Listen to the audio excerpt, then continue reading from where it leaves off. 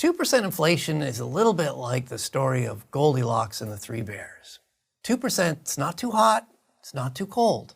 Inflation is at a rate that we haven't seen since August 1991. Hi, I'm Brian Lilley, political columnist with the Toronto Sun, speaking with Conservative leadership candidate Jean Charest. And Mr. Charest, I want to ask you about the economic situation in the country overall, but we have to start with inflation, a rate not seen since, well, you were in the Mulroney government. And, 5.7% is the high, that's the headline number, but meat up 11.7%, beef alone up 16.8%, chicken 10.4%. These are real figures that people are going to notice when they're doing their groceries, trying to feed their family.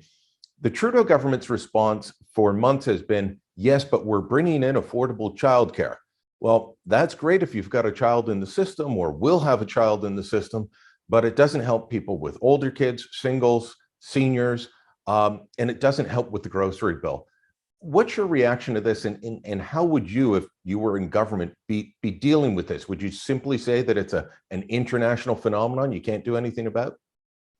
Well, it is very much a Canadian phenomenon, as you know, Brian. And the real challenge, let's talk about the brass tacks of what this is about, because you have inflation and then there's wage growth. And the real challenge is wage growth higher than inflation and then you're not losing, or is it lower? And in Canada, wage growth is lower than inflation. And which means that people who go to the supermarket, people who are filling up their tank of gas are paying more. And this will affect low-income families, of course, but middle-class families throughout the whole country.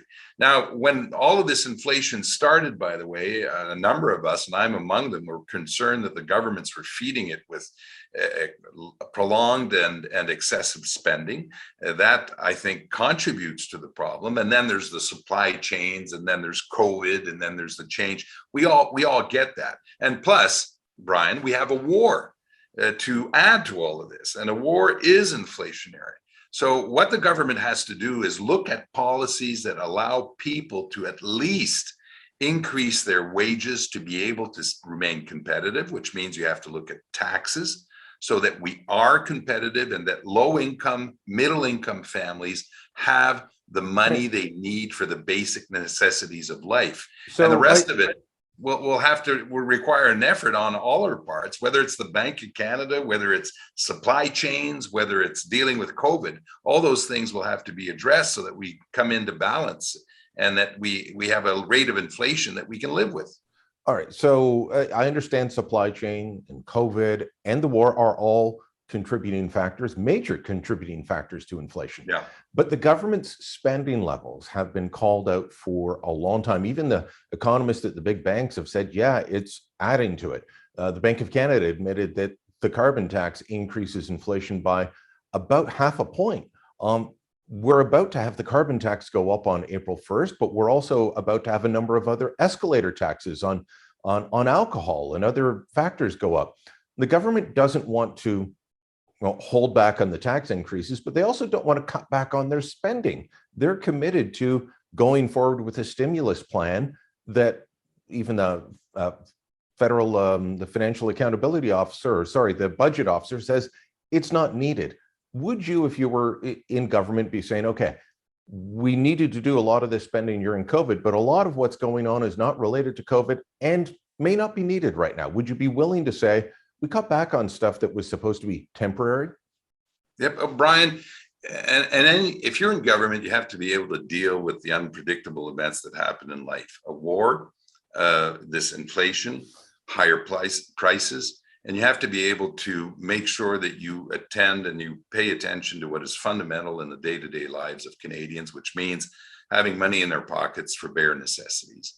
And so, yes, you have to review spending.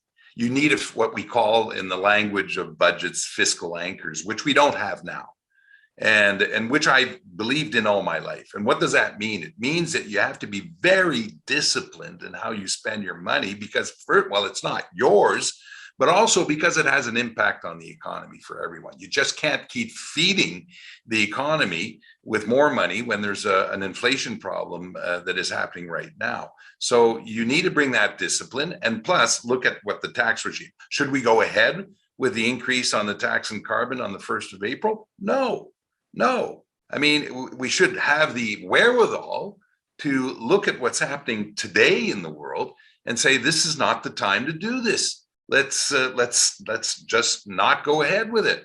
And if we're going to do any price on carbon, by the way, it needs to be smart, intelligent. It can't work against people in rural Canada. It can't be a wealth transfer tax. It has to be, these things have to be designed in a smart way so that Canadians have more money in their pockets at the end of the day than they did when you were elected in the government. That's the objective, by the way. I mean, any good government wants people to have more disposable income so that they can make the choices that they want to make. All right, so you mentioned the carbon tax there. One of the criticisms against you as you run for the leadership of the Conservative Party is that you embraced a price on carbon when you were Premier of Quebec. The Conservative Party apparently does not want that in its membership. Are you saying that you would still go along with the price on carbon, or would you walk away from it? Would you scrap the carbon tax, as Pierre Poilievre says? Where do you come down on that issue?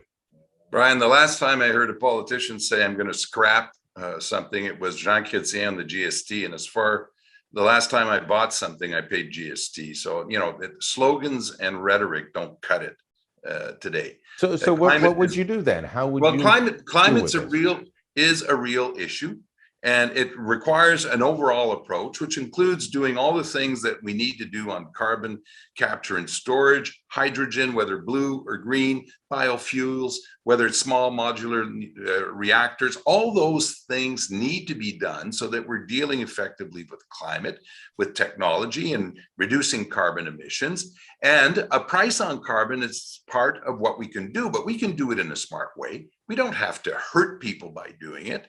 One thing I do know, Brian, though, is if you want to be able to get elected in the GTA, and if you want to be able to get elected in the Lower Mainland of British Columbia, you have to have a climate policy. And a slogan is not going to be a climate policy. I would think the Conservatives have understood that from the results and the outcomes of the 2 last election campaigns. All right. Well, we'll let the audience make their decision, and of course, party members will make their decisions shortly. Drop a comment down below, share this on social media, and don't forget to subscribe.